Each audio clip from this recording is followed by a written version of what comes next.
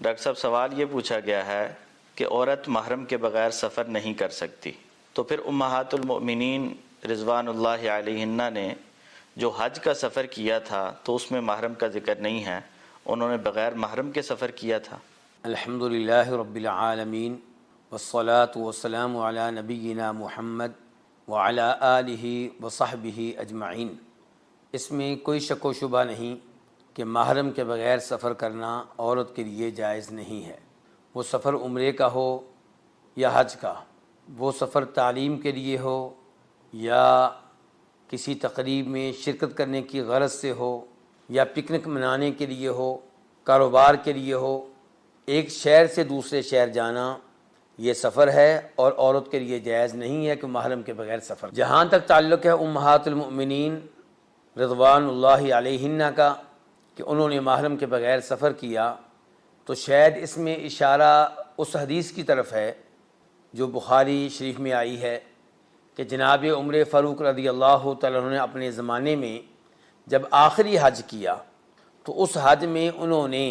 امہات المؤمنین کو بھی حج کرنے کی اجازت دی اور ان کے ساتھ دو عظیم صحابہ کرام کو بھیجا، امیر المؤمنین جناب عثمان بن عفان کو اور جناب عبد الرحمن بن عوف رضی اللہ تعالی عنہ کو۔ تو چونکہ ان الفاظ میں محرم کا تذکرہ نہیں ہے، اس لیے بہت سے احباب یہ خیال کرتے ہیں کہ امہات المؤمنین کا یہ سفر محرم کے بغیر تھا، جبکہ حدیث میں اس بات کی کوئی صراحت نہیں ہے۔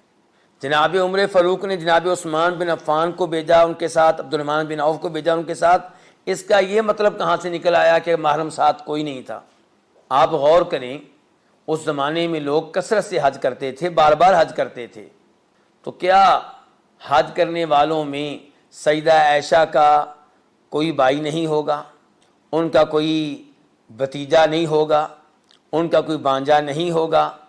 رضاعت کے اعتبار سے ان کا کوئی بھائی نہیں ہوگا، رضاعت کے اعتبار سے ان کا کوئی بانجا بھتیجا نہیں ہوگا؟ تو اس موضوع کے اوپر جب آپ غور کریں گے تو آپ کو یہ ماننا پڑے گا کہ امہات المؤمنین نے یہ سفر بھی اپنے محارم کے ساتھ کیا ہوگا۔ پھر ہم یہ بھی جانتے ہیں کہ امہات المؤمنین ہمارے مقابلے میں کہیں زیادہ نبی علیہ الصلوۃ والسلام کے فرامین اور آپ کی تعلیمات کا احترام کرنے والی تھیں، اور جناب عمر فاروق نبی علیہ الصلوۃ والسلام کی احادیث پہ سختی سے عمل کرنے والے تھے۔ تو ان تمام قرائن اور ان تمام شواہد کو اگر آپ ذہن میں رکھیں تو آپ یہ کہنے پہ مجبور ہو جائیں گے کہ امہات المؤمنین کا یہ سفر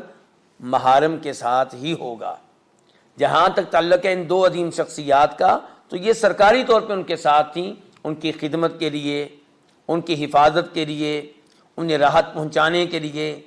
انہیں ایسے اسباب مہیا کرنے کے لیے جو ان کے لیے سہولت کا سبب بن سکیں۔ اس کا یہ مطلب نہیں ہے کہ پورے قافلے میں سب حاجیوں میں ان کا کوئی محرم نہیں تھا۔ جب مدینہ سے حج کے لیے قافلہ نکلا ہوگا تو اس میں یقیناً ان کے محرم بھی موجود ہوں گے۔ اور یہاں پہ یہ بھی کہہ دوں کہ اگر ہم فرض کر لیتے ہیں کہ ان کے محرم نہیں تھے، پھر بھی ان کے اس سفر کی وجہ سے نبی علیہ الصلوۃ والسلام کی حدیث کینسل نہیں ہو جائے گی، وہ منسوخ نہیں ہو جائے گی۔ آپ کا فرمان اسی طرح برقرار رہے گا،